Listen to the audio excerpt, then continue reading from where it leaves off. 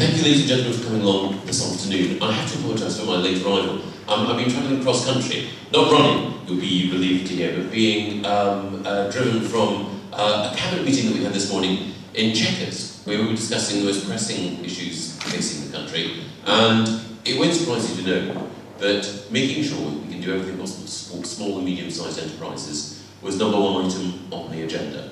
The Prime Minister, the Business Secretary, and the Chancellor were all clear that the economy was going to, over the next few months, face inevitably choppy times. And we had to do everything as a government to support business. And as the Prime Minister, the Business Secretary and the Chancellor ran through the areas where we could support business, top of the agenda was making sure that business felt confident about investing in the single most important resource it has, and that is human capital. Unless you are confident that you have the workforce with the skills necessary to be able to compete and to be able to grow, then it doesn't matter what else government does for you. The central most important thing in the next 5 or 10 years of your business development won't be there. I know that my colleagues from the National Apprenticeship Service and Richard will have explained a little about why taking on an apprentice, or perhaps more than one, is the best and most enlightened act of self-interest that any business can pursue. What the apprenticeship scheme offers is an opportunity, in partnership with the state, to ensure that young people with the ability and the determination to succeed are given the opportunity to acquire the skills which will ensure that they can become the business leaders of the future. Over the last 15 years, the apprenticeship schemes that have been run across the country have grown in size, and the number of individuals and companies that have benefited from adopting apprenticeships has increased as well.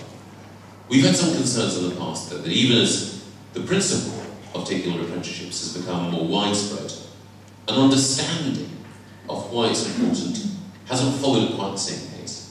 And critically, government, while it's been determined to support companies, hasn't done enough to make it easy for you to take on young people who are anxious to get some experience in the real world. Critically, I'm aware that for those of you who want to take on apprentices, the whole process of making sure that your paperwork is compliant with the demands that the state places on you can be onerous at best, terrifying at worst.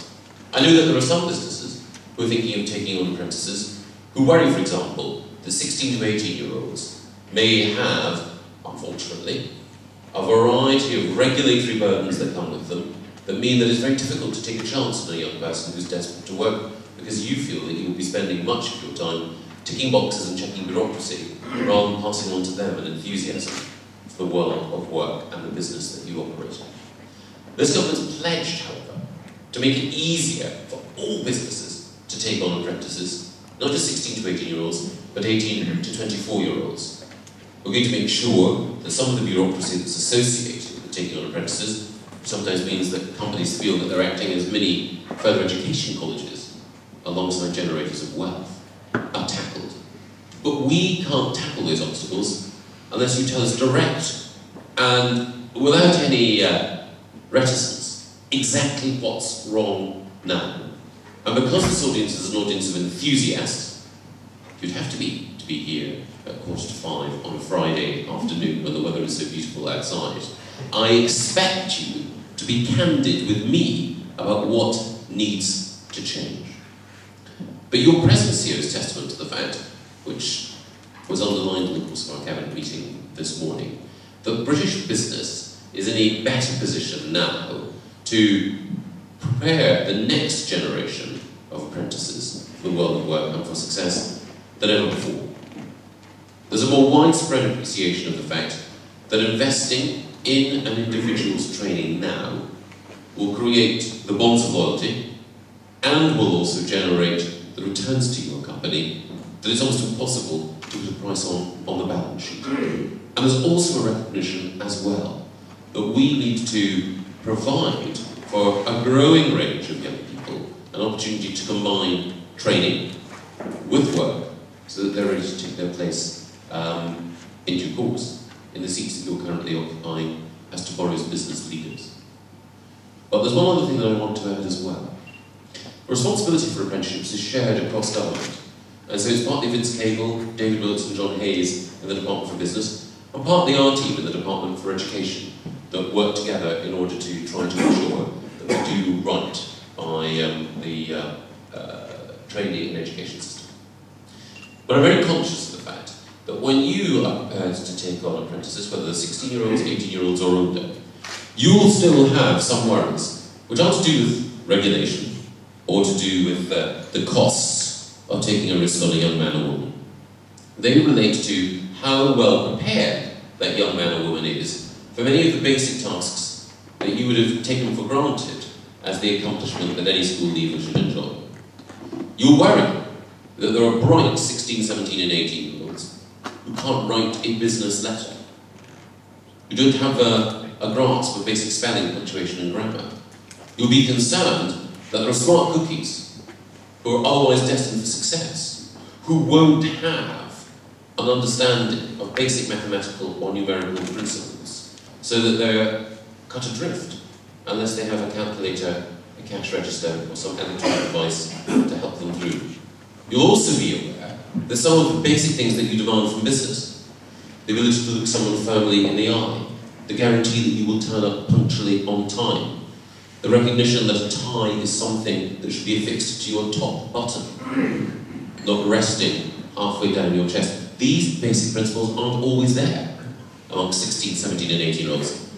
That's not because they're insolent or they don't care. It's because far too many of our schools don't instill in them the same sense of pride in themselves and in their school that you have in your company and that you want to have in them. So one of the things that I'm pledged to do is to make sure that our school system imbues young people with the virtues that will make them a success later in life. That's why we've said that every child needs to ensure that if they don't have GCSE English or Maths by the age of 16, that whatever they do afterwards, we ensure that they carry on with English and Maths so that they're guaranteed a basic standard of literacy and numeracy. It's why we've also said that old-fashioned virtues like discipline in schools matter, not just because we want to make teachers' lives easier, that we do, but because unless people have that sense of collective spirit, unless they know that it's important to defer gratification if you're going to achieve anything, unless they learn that when they're young, then all their talents and enthusiasm and energy and idealism will not find an appropriate outlet. So that's my pledge to you. Our school system is changing in order to make sure that the young men and women that you recruit are in a position where all their talents can be stretched to the full. But I hope the pledge that you will make to me is that you will be prepared to join in a national effort to ensure that the next generation are trained in British businesses which are determined to guarantee a higher level of training and aspiration for young people who deserve it. And now I think it's over to you for the question.